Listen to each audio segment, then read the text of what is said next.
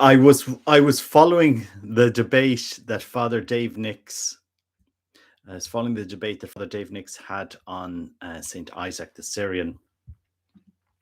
His quote has been, blown up in the church without any context. It's got 300 retweets and over 100,000 views. And I just thought, I was just thinking to myself, gosh, where are we leading Catholics if a priest who's gone through seminary is not able to put a quote from a saint in context to inform people? I was thinking afterwards, because I was trying to relate Saint Isaac the Syrian with other saints, and I was reading a book a few months ago by a lady called Ilaria Ramelli, and it's called A Larger Hope, Universal Salvation from Christian Beginnings to Julian of Norwich. Now, in the Catholic Church, in theology, you're allowed to discuss ideas, okay? You're allowed to discuss, what saints have spoken about. And through the history of going back to the early times in the church, there have been saints that have discussed different topics. One of them is Origen, and he talks about a concept called I'm going to get this right, apokatastasis. Okay, apokatastasis. It's the restitution or restoration, especially a doctrine that the final restoration of all sinful beings to God and to a state of blessedness compared. And you can rightly call it universalism. And okay, people, don't get worried here. I'm not here against any of the dogmas or doctrines of the church as regards hell. I'm not here challenging that. I'm just trying to, as over the centuries, we learn to understand more. And everything in prayer and everything in the spiritual life, our salvation is done through an act of love. If you think about it, our salvation, we will know Christ through an act of love, not through an act of hate. And it's incredibly important to think about this. You had a theologian, Hans Urs von Balthasar, who wrote a book, and there we hope all are saved. And as a Catholic, if you have the heart of Christ, that hope is imperative. We have to hope. We have to pray that all are saved. If you have the heart of Christ, you have to pray that all are saved. And it was Isaac the Syrian. I was just when Father Dave's quote came up, I said, I read that. I read Isaac the Syrian, and it was in Ramelli's book that Isaac is quoted. And that's why I remember this particular saint. Isaac the Syrian, often referred to as Isaac of Nineveh, and Erugena are two of the last patristic supporters of apokatastasis. The book details with Isaac posited that God's love is experienced differently in the world and brings enjoyment to the good, but torture to the wicked.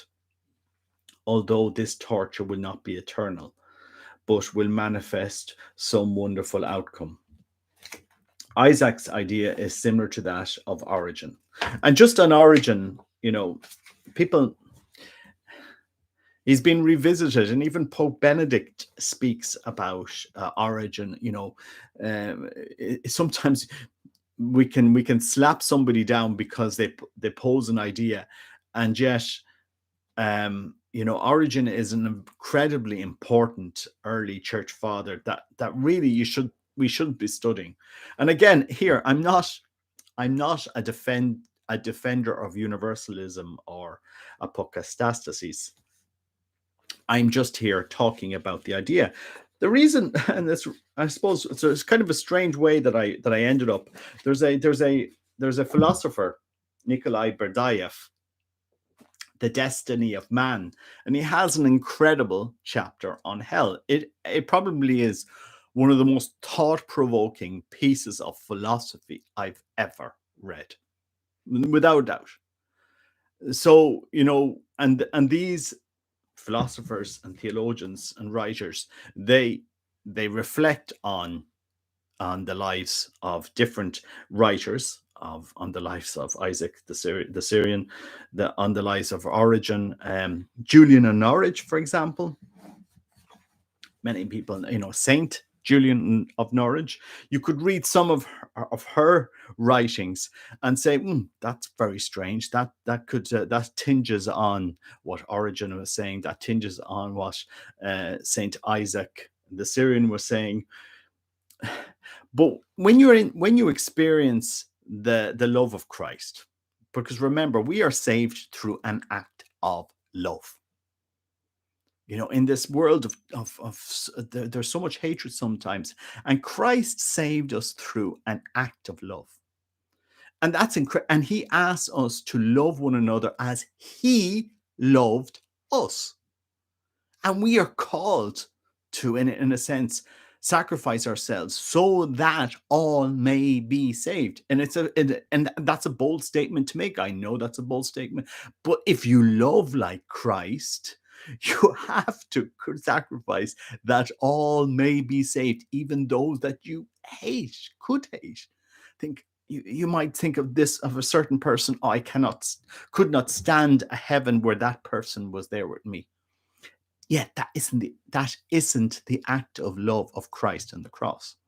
If you think about it, if you think about it logically, Christ saved us through an act of love, and he asks us to love like him. How do we love like Christ?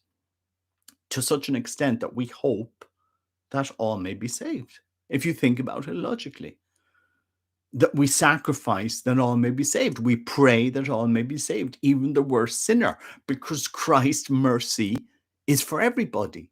His blood shed on the cross was for every human being, was for the whole of creation in a way.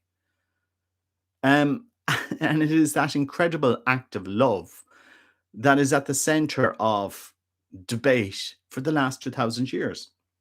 And it has come up in the Synod, as it has come up over 2,000 years before, because this debate has gone on and on and on. At the end of the day, we have a Synod here that's just at the end, Pope Francis said, todos, todos, todos, everyone, everyone, everyone. In a sense, Pope Francis is echoing that act of love on the cross. If you meditated on it, todos, todos, todos. The act of love on the cross was for everyone. Christ died for everyone. His love didn't have exclusions. This is really important when you're thinking about, when you're having this discussion. Now, this is not to take away from the dogma of hell, because we are created with intellect and will, and that intellect and will can lead us away from Christ's love. That's a simple reality. But I think where Father Dave Nix really lets us down today, and he's supposed to be a priest trained in a seminary, is that, as Catholics, as Roman Catholics, we are allowed theological discussion. It is permitted in the Catholic Church, theological discussion. There was hundreds of years of theological discussion on the Immaculate Conception, which is dogma of faith. That discussion was allowed, and there was back and forth over hundreds of years. And that's why you have to put sayings from the saints in context. There is theological discussion here, and us Catholics are allowed that. It is permitted. And the faith flows. Every century you have new saints. It's not a faith that is static and stuck at one period of time in history. Otherwise, we would never have had the dogma of the Immaculate Conception. It would not have happened. If you go along and you listen to all of Duns Scotus, and the all of the discussion that has happened over this. And nobody today is saying, oh no, we should never have had discussion on the Immaculate Conception. Nobody is in the Catholic Church is saying this. And just on a key point of Christ's death on the cross, which is a pure act of love, the question has to be asked, who did Christ die for? Who did he die for? Was it selective? Was it, did he die for just this piece and these other ones? Well, I've created you, but you're going to hell. You're predestined for hell. God created you with consciously knowing that you will be separated from eternal love forever. And this discussion, this theological discussion, this philosophical discussion has gone on for a long time. And it is here today. The Pope is right to say, todos, todos, todos, everyone, everyone, everyone. Yes. And, we have to deepen into that. But, remember, you won't enter heaven out of fear of hell. You will enter heaven out of being drawn to love, drawn to that Sacred Heart, drawn to that Eucharistic presence that you receive in communion. That is what will draw you to heaven. What makes us other Christs is that transformation process that Christ does in our soul. And when Christ does that in our soul, that experience of love is so intense that you say, wow, how can people not see this incredible experience of love?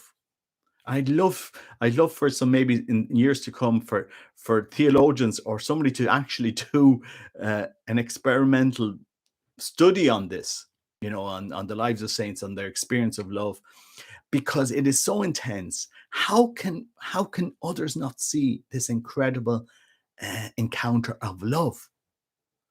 And you bring this to us. What's the difference between evangelization and proselytism? One is evangelization is bringing people to a profound encounter of love.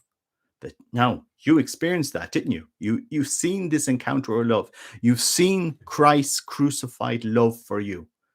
Did you? And you're drawing that soul into that incredible encounter in prayer. Prayer is the greatest proof of God's existence. If we spent more time drawing people into prayer, how things would be different. So, I do want to defend. I'm very skeptical about the synod, I have to say, and I have been from the very start. But when the synod fathers draw up and quote Saint Isaac the Syrian, I am not going to be there screaming at them that you are allowed. They are allowed to have theological discussion. There is that debate. This has been going on for the last 1700 years. And it'll still go on, and it'll still progress on for another couple of 100 years.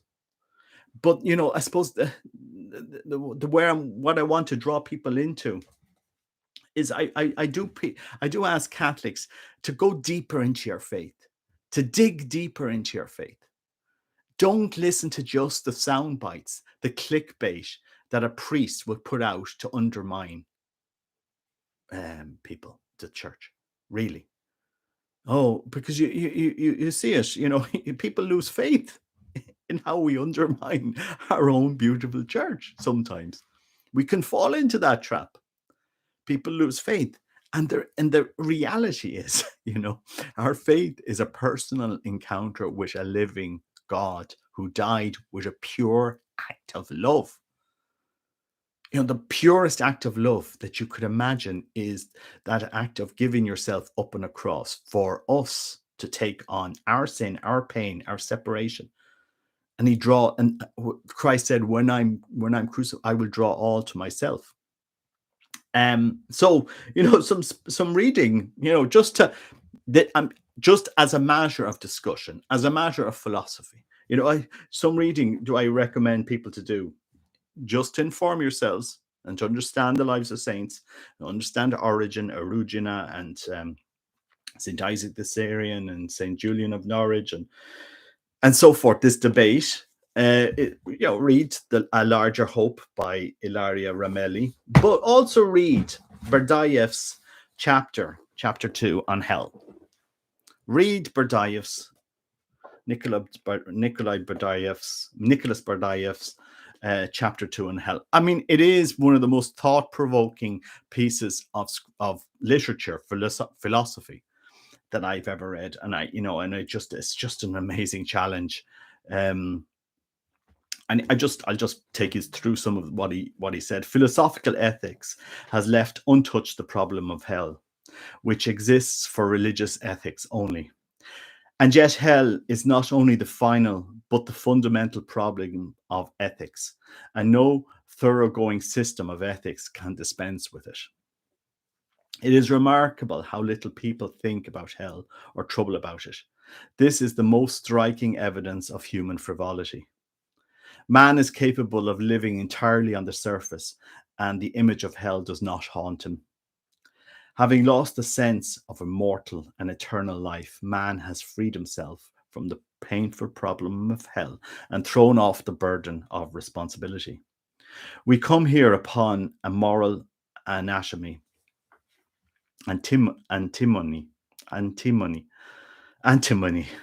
which apparently cannot be solved rationally.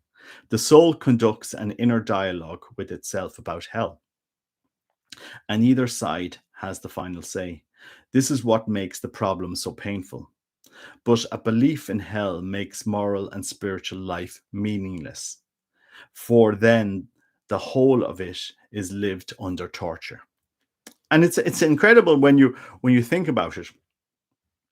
In essence, we're not called, and get me straight here, and I want to be careful what I'm saying here because people don't think I'm a heretic or anything. But my belief system, my spiritual life, is not occupied by believing in hell. It's occupied by love. Your spiritual life, if your prayer life, is a whole dialogue, an encounter of love. You act out according to that who you love. It's like having you see a well-formed child that parents love and that they look after, and they mentor and they stay with that child, and they're there with them and they play with them and they bring them out and they talk with them. The child acts according to how it's loved. The child will act according to how it's loved. It's not acting out of fear of in a sense.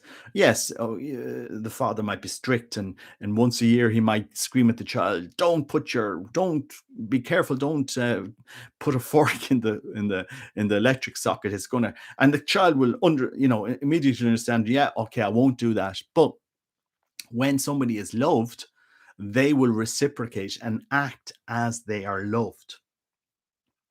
So in the sense that the person, they're not constantly living in fear of a hell that exists. They're living in the embrace of love. And that's what we have in the spiritual life. If you think about it, if you've encountered Christ, who, this amazing God in prayer, your life is going to change to want to live like him, think like him, be like him. You're drawn into that mystery of knowing Christ, of talking to him, of wanting him to know more. It will captivate your whole mind, and you're not there fearful about the reality of hell. You're there fearful, how can I love more? If you understand, it's a different way, and I think this is where, if we captured this and gave this out to the world, evangelization would be a totally different thing. But anyway, I digress. The idea for a belief in hell makes moral and spiritual life meaningless, for then the whole of it is lived under torture.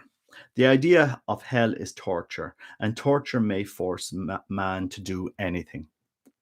But things done under torture have no value or significance and are not a moral and spiritual achievement. Sufficient attention has not been paid to this aspect of belief in hell. All that a man does out of fear of hell is not out of love of God. very important, and of perfect life has no religious significance whatsoever. Exactly. Well, you can't live a whole life out of fear of hell. You can't live a spiritual life or a life at all just thinking and being afraid of hell. Your spiritual life has to be captivated with love. You know, it is the pure in essence, it's that conversation. If hell exists and is a menace to me, disinterested love of God is for me impossible. And my actions are inspired not by striving for perfection, but by the desire to avoid eternal torments. Belief in hell turns men into hedonists and utilitarians and destroys disinterested love of truth. Now, what I'm quoting here is a philosophical discourse. If anyone is wondering, it's by Nikolai Berdyaev. But it's interesting to hear his writings, to listen to him, and in a world where you're trying to evangelize and you're trying to get to draw a discussion. Berdyaev has an incredible capacity to capture your imagination and your mind and your thought. The mystics who expressed consent to suffer the torments of hell out of love for God were uh, actuated by a deep moral feeling. And this goes back to St. Isaac the Syrian in his quote that has been on the Vatican Synod website. Really important. He's saying something there out of a pure act of compassion and love. And, that's why it's important to put St. Isaac the Syrian's quote in context. St. Paul consented to be parted from Christ out of love for his brethren. We find the same motive in the mysticism of Quietists and of Fenelon, condemned by the Roman Catholic hedonism and utilitarianism. Particularly striking is the case of Marie de Vallée, who consented to suffer in hell for the sake of saving those possessed by Satan and doomed to perdition. Mystics always rose above utilitarian and hedonistic considerations connected with the vulgarized idea of hell. Fear of perdition and a longing for salvation and eternal bliss are by no means mystical motives. The ideas of everlasting bliss and everlasting torments, salvation and perdition are exotic ideas, a revelation of the divine life refracted in the herd mind. A religion adopted to the herd mind always contains a utilitarian element. Only mysticism, which rises to the heights of disinterestedness, is free from it. Salvation from eternal perdition is not the last word of truth. It is merely a utilitarian and vulgarized version of the truth about seeking the kingdom of God, the love of God, perfect life, and deification. It does not in any way solve the problem of hell or its blunt poignancy. Thus speaks one of the voices in the soul's dialogue with itself, but the other voice begins to speak, making our attitude to hell hopelessly contradictory. We cannot admit the reality of hell. Our moral consciousness rebels against it, and we cannot simply deny it, but for that would mean sacrificing unquestionable values. It is easy enough to deny hell if one denies freedom and personality. There is no hell if personality is not eternal and if man is not free. And it's kind of one of the key parts of this discourse. But can be forced to be good and to enter paradise, because nobody is forced to enter paradise. The idea of hell is ontologically connected with freedom and personality, and not with justice and retribution.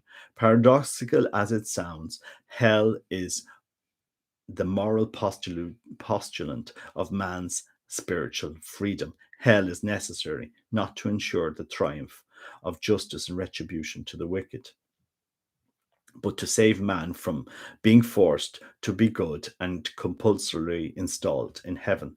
In a certain sense, man has a moral right to hell, the right freely to prefer hell to heaven. This sums up the moral dialectic of hell. I mean, this chapter goes on for a while, and you can look up Berdyaev's writings on this. But I just thought, in the middle of this debate that has been opened up about Saint Isaac the Syrian, and people are connecting him to Origin and universalism, and this debate has gone on for a long time. And I want to drag people back to the point I'm making. Is, as we said here, saints have grappled with this for centuries because the encounter with Christ. If you meditate on Christ's act of love on the cross, it is one of the most incredible things to meditate on. I'm just going to say some of the comments here. The synod on synodality trigger God to declare the Great Tribulation. I'm not sure. We have to love ourselves before we can love anyone. A lot of people have the problem of not loving themselves. Exactly. This is really important. We are created in the likeness and image of God. We have to accept ourselves, love ourselves, in order to Christ come in and do the work in our souls, forgive ourselves. Many people don't know how to forgive themselves, which is a very sad thing. We're called to progress towards God's love. God wants us walking towards him. In order to that, we have to accept ourselves, love ourselves, in the light of how God loves us, and to move forward towards him. But without going on too long, I just wish people would read more about the life of the church. I wish, don't get caught up with the soundbite of oh, look, demon, it's been mentioned here in a Vatican document, and let's rush and take it out of context. This is what they're pushing. Read Saint Isaac the Syrian, read the lives of the saint, read Origin, read the discussion, that theological discussion that's gone on for 2,000 years. Because us Catholics, unlike Orthodox, in the Catholic Church, you are allowed to have theological discussion. You are allowed to talk and to have a back and forth discussion. Otherwise, if we weren't allowed to do this in the Catholic Church, we would not have, for example, the dogma of the Immaculate Conception. That would not have happened in the 1800s. It would be simply impossible.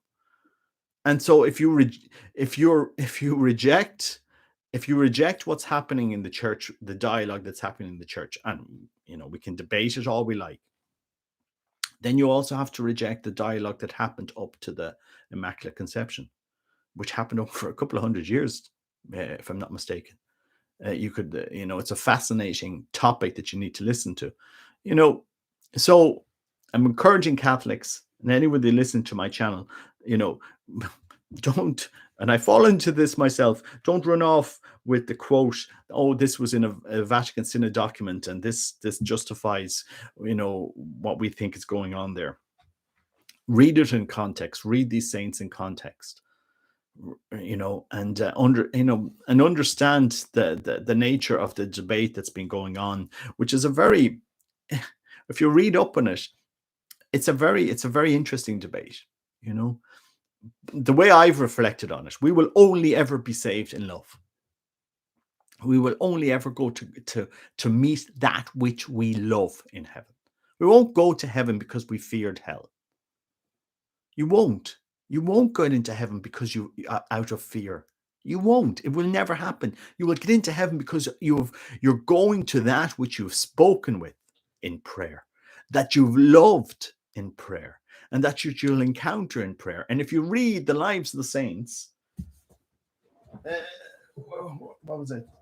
Yeah, actually, this book, Praying with the Heart. Read the prayer of the heart, Jean Curie.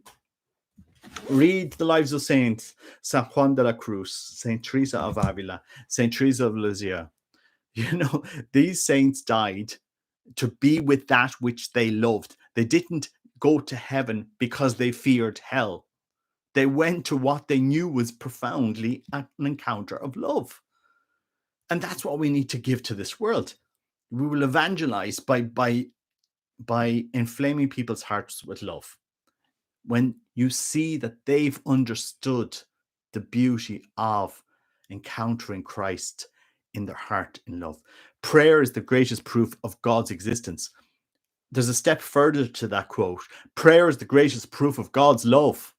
If we taught people how to pray, they would know of God's love. This is mind-boggling when you think about it. And so, the discussion will go on. We're allowed to have discussion back and forth in the church. There's and if we veer off track, the magisterium will say, well, look, you're going this way, you're going too far that way. But this discussion has been going on for a long time. And it will continue to go on. And so that's why, I humbly ask Catholics to please put St. Isaac the Syrian in context of his era, of the discussion, and note that a lot of people ponder this. As I said, St. Julian of Norwich and other mystics have said, that they would they would consent to suffer in hell for the sake of saving those possessed by Satan and doomed to perdition. Saints have considered this, because they couldn't understand how anybody could not embrace the love that God is offering them. The cross is the greatest act of love that we've ever seen on this earth.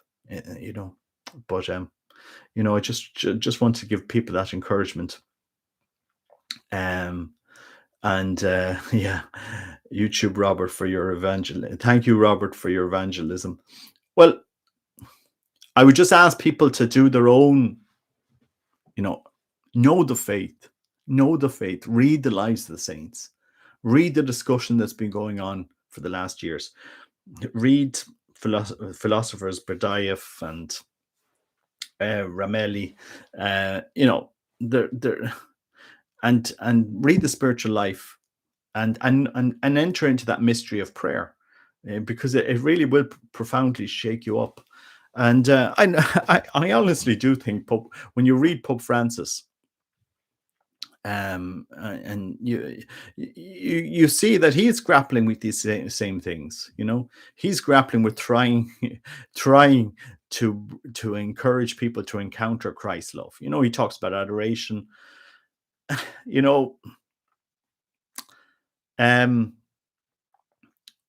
Recently he was taken out of context.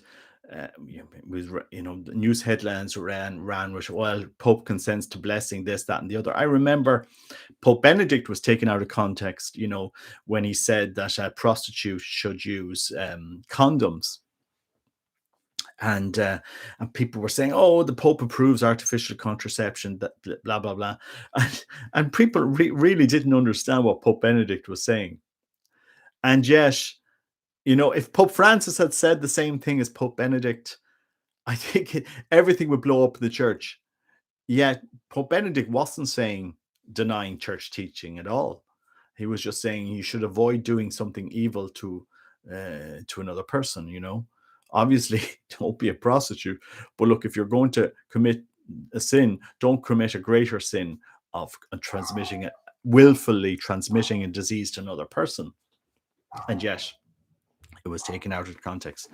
So, look, I would ask people in the synodal discussions that are going on, especially priests, don't be leading people down a garden wall, down the path, and assuming stuff. I would just ask you to read church history, to read theological discussions, to read, because as I said, if we're not allowed to have theological discussions, we would never have had the dogma of the Immaculate Conception. Because before that dogma, there was a lot of discussion in the church over a couple of centuries, up to the 1800s. A lot of discussion. And today, nobody is denying in the Catholic Church the dogma of the Immaculate Conception. So if you don't deny the dogma of the Immaculate Conception, how can you deny the discussion that took place? Because there were people that opposed it. There were Catholics that opposed it, and there were Catholics that were in favor of it. So discussion will always go on in the church, and it will go on for centuries. But in the midst of this discussion, know that Christ is present, and we have to bring his presence into people's lives, and to bring alive the gospel into people's lives. And that's really important. And that's the message I want to get out there. So interesting day. I didn't think when I woke up this morning I'd be thinking about Saint Isaac the Syrian at the end of the day. But yes, he is hard to read. Well, you see, the church fathers are hard to read. Even Saint Juan de la Cruz, a lot of people, and I read him in Spanish, and in Spanish he's hard to read. So take it with bite size and go through it slowly. The church fathers, the Orthodox, they've collected a lot of the church fathers in books called the Philokalia, and it's good to read them through. But whenever you read a saint, don't take a piece or a few sentences of that saint out of context. Read through these, take the time to read through it. And that's why I really feel Father Dave Nix has done, it's like, it's a low blow for me. It's a low blow because, so many people follow him and follow us. So like, if you're going to give a piece of script of a saint's writings, put them in context. And as I said regarding Saint Isaac the Syrian and what he was saying, you can find other saints that said something similar. They do exist. And and why they were saying that, because after their experience of Christ in prayer, which is an experience of love, Christ's crucifixion was the greatest act of love that the universe has ever seen. We're going to be saved by love. We're not going to be saved by hell. And after that experience of love is it kind of, in a sense, frustrating for a saint. And they say, well, how could everybody not see this? How could anybody not see this? How could anybody wish not to be loved? And evangelization is opening the doors to people experience that love in prayer, because prayer is the greatest proof of God's existence. Prayer is the greatest proof of God's love. So yes, reading Saint Isaac the Syrian is difficult. He wrote in a different period in the church, in a different time, in a time when there was a different theological discussion to the theological discussion today. For example, during the period of Saint Isaac the Syrian, they wouldn't have discussed the transubstantiation discussing that we would have had during the era of St. Thomas Aquinas, the Thomistic. Every century or every era of the church had a different discussion and a different debate and a different understanding, and the church flows like that. And if you're not, and I'll say this again to the traditionalists, Vatican II is this discussion, is some of the discussion that the church had in the last century that was legitimate. Vatican II was a legitimate discussion that we were allowed, that the church was allowed to have. Now, stuff doesn't work out well as they progress. The church will clarify and adjust and so forth. But this discussion is allowed. And the synod, in a way, okay, people mightn't agree with it, but the Holy Father is allowed to do this, in a sense, to have a theological discussion on certain issues. Now, and there will be back and forward, and there has been back and forward all through the centuries, but we don't take things out of context to kind of throw somebody under the bus. And that's what Father Dave Nix did with that tweet today. He took St. Isaac the Syrian out of context, without bringing people along to understand, okay, who is this saint? What did he say? What epoch did he say? What was he trying to do? And so forth and so forth. So that's really what I want to encourage people to do. Otherwise, we're inflaming passions in the church where in this case, there was no need to do that, in my estimation, anyway. Anyway, if there's no other questions, if only your discussion was coming out of the synod. Well, do you know what the bishop of the Jesuit bishop of Raffo today, he issued a letter, and he said in his letter here in the diocese, he's one of two bishops in Ireland that have gone to the synod, and he said in his letter that there was strong discussion, even so there is strong discussion going on at the synod. Maybe we're not here, but in his letter he didn't say it was all going fine. He said there was disagreement. It's in his letter on the Raffo website here in Ireland. So this is maybe there is this discussion going on behind closed doors in the synod. I just think, as I said, you're allowed to have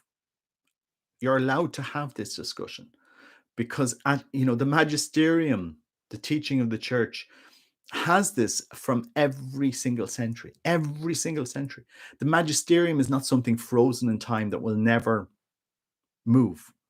It does move. It does move every single century. And that's just the nature of the way things are. If you look in the 1800s, when Pope Leo XIII published Rerum Novarum, a lot of Catholics hated Rerum Novarum. They thought it was liberal. They thought it was progressive. This is the reality. You had priests preaching on Rerum Novarum, and they were shot down by conservatives, by businessmen, because he was talking about collective bargaining. If Rerum Novarum in its day was liberal and progressive according to certain people in the church, and it was and they stood against it. Catholics stood against Rerum Novarum, Pope Leo XIII. I'm just giving you an example. So Pope Francis is doing stuff today. People are standing against it. This debate is healthy, in a sense. There can be a healthy debate, theological debate in the church. Otherwise, if there isn't, you wouldn't have had Rerum Novarum by Leo XIII. You wouldn't have had, Pope Pius X. For example, he made changes to the magisterium. He made changes to church teaching. You had, for example, frequent communion. And as I said, the church is allowed to do this. The magisterium, the way that the church moves and things, isn't something frozen in one particular era. And if you think it is, then you have a totally misunderstanding of the church. Because every epoch, every century will have different challenges. And the church, there will be a response, there will be a back and forth and a dialogue on this. Pope Francis has changed the death penalty, that discussion. But if you read in the catechism his exact wording and the basis and the fundament for that, that is a legitimate change to the catechism. And I don't care what people are saying to me that I'm sorry, the Pope can revise the catechism in the way it's worded now. And again, there's subtleties in how we change the catechism, and the subtleties in how it's worded. There's caveats there. The Pope isn't saying that the death penalty is forever forbidden. It said there's a number of circumstances that enable us to be able to move forward and to not have the death penalty. But again, read the change to the catechism in context, and how it was worded, and you'll find if you debate with theologians, you'll see, well, look, the Pope is entitled to do that. But anyway, unless there's any other comments there, I'm just encouraging Catholics. There's a lot of non-Catholics looking at us. Please read, reread what you're seeing coming out, and be careful how we talk about stuff. And I just thought Father Dave Nix quoting Saint Isaac the Syrian completely out of context. And I saw some of the replies, and I said, my God, guys, you really have lost it. You're evoking an emotion in people that they don't know, they don't understand. You quote two lines of Saint Isaac the Syrian, it goes viral, and you are provoking an emotion in Catholics when most Catholics don't understand these saints, their writings. They haven't been taught, they haven't been catechized, and you're there. If somebody's just newly converted to the Catholic Church, be completely confused. I've seen converts come into the Catholic Church and on fire for the faith, on fire, great people, and within a year they've been so traumatized by some Catholics in the church that they have gone from converting to Catholicism, then they convert to the SSPX, and after a year, not only have they left the SSPX, they've gone to say the vacantists, and they're run ragged. They're run ragged. They don't know where to go, because we're dragging them from one place to the other. In Ireland we had the SSPX, and then we had Bishop Bellini, Bishop Williamson, and now one side of the traditional movement can't speak to the other. I said, and you've converts coming into the church that are really left. Okay, well, where are you going, Catholics? Is this the right place, or is that the right place, or the other the right place? And that's not the church. I'm sorry, that's Protestantism or Orthodoxy, but it's not the church. It's not. It isn't. And people need to wake up and to be engaging others in the faith, but to bring them to that real beautiful encounter with Christ in prayer.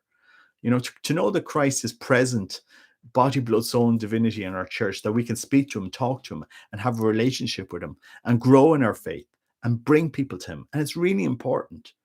It's really important. And I suppose I want to give that encouragement to people. And not thinking the song is going well for church doctrine. Look, we don't know. There hasn't been a document issued. But whatever, as I said, read the history of the church, because there's always been a back and forth discussion. There's always been, and we have ways and means of settling discussions, and even very tense discussions. So read the history of the church. That's really important, because people don't understand what we're living through. Confusion could be, many people say this, but read the history of the church and know that Christ is here present in our midst, and we're called to be saints. We are called to be saints at this moment in time in the church. We are called to know Christ this moment in time in the church. This is a testing moment for us. This is a testing moment to know our faith more, to know the lives of saints more, to know how to pray better, to know how to teach people to pray better. This is a time of formation. And so don't be too focused on what's going on there. Be focused on yourself. How can you build up the church? How can you help the church? How can you know the faith better? Because most of the people retweeting Father Dave Nix's retweet don't know the faith. They haven't a clue. They are clueless Catholics being led by an idiotic priest. I'm sorry to say this. He is an idiot. A shame on him for what he's doing. I'm sorry to say, Father Dave Nix, shame on him for what he's doing. You're leading people to get a reaction. And you haven't put that saint in context. You haven't put the discussion in context. That's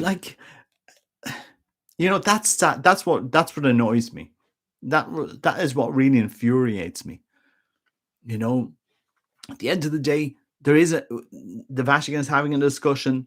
Whatever our thoughts are on it, this discussion is allowed. It's permitted. It has happened in the history of the church, and it will happen again. And we have ways and means of resolving heated issues. And that's what I want. So I want to give this encouragement to Catholics that are listening, because I've seen it.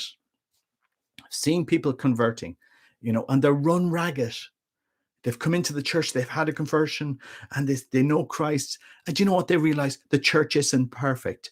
Well, welcome to the church of 2,000 years. The church has never been perfect. I mean, and in the sense, us humans, us human beings that are moving in the church militant, of course, the bride of Christ, the church, the church, capital letters, is perfect. But the church, us human beings in the church, we've never been perfect, and there's always been back and forth and heresies and discussions in the church. And what we're called to do is to know our faith and to be the beating heart of prayer in the church, because in God's time, he will move in the lives of the saints. That's what he always does. You had in America, you had all of this traditional trads movement, discussion, that and the other. And who did God lift up in the American church as an example for American traditionalists? An African American nun who had died. An unknown African American nun. That's who our Lord says. That's who I'm pleased with. This woman who was obedient, this woman who was chaste, this woman who was poor, who loved the habit, who loved traditional Latin Mass, and she died. Nobody knew about her. I never knew about her. They dig her up. She's incorruptible, and people are starting to study her history. And maybe it's true. It's true poverty, chastity, and obedience in the church that God will show his power, because at the end of the day, it's him. It's only him that evangelizes, not us. Not us. So we shouldn't be standing in Christ's way, and trying not to provoke people in this synod. And I got caught up in this. And I have to apologize sometimes. I get caught up in this, and you see the discussion going on. But today I really had to take a step back with Father Dave Nix. You're leading people in a spirit of hatred to the Pope, to the church. You're provoking hatred in people. Just look at the responses to your tweet that you didn't put in context. That's what Father Dave Nix. He should be ashamed of himself. I mean, that's really it. There's lots of things you can call the Pope out. Another priest is Father David Altman in the States. Complete, it's a whole, everything that comes out of him is driving a spirit of hatred into the people that listen to him, and a reaction of hatred. That's simply it. I'm sorry to say it. Things are challenging in the church. Challenge yourself to be a saint. That's what I ask people to do. Know the lives of the saints. Know how the magisterium works. Know your catechism. Know sacred scripture. Know church history. Because unlike Orthodox, we're allowed to have, or Protestants, we're allowed to have the discussion in the church, which has happened every century. Anyway. Okay, so look, I'm going to head off here, but I just wanted to give you this encouragement. Give you the encouragement. Don't despair, because a lot of people are despair at what's going on in the church. There's no need to despair, because remember, we can't do a lot of things, but Christ can do it. This is important to always remember. Christ is in control of the crises in the church in every century. And in every century, he challenges us to be more faithful, to be more obedient, to be more, in our state of life. Now, if you're a bishop or a cardinal, you have different responsibilities, and they'll have to go before God and respond to that. But, us laity, we're called to be saints in our state of life. And that's really important. Anyway, God bless you. Take care. Bye-bye.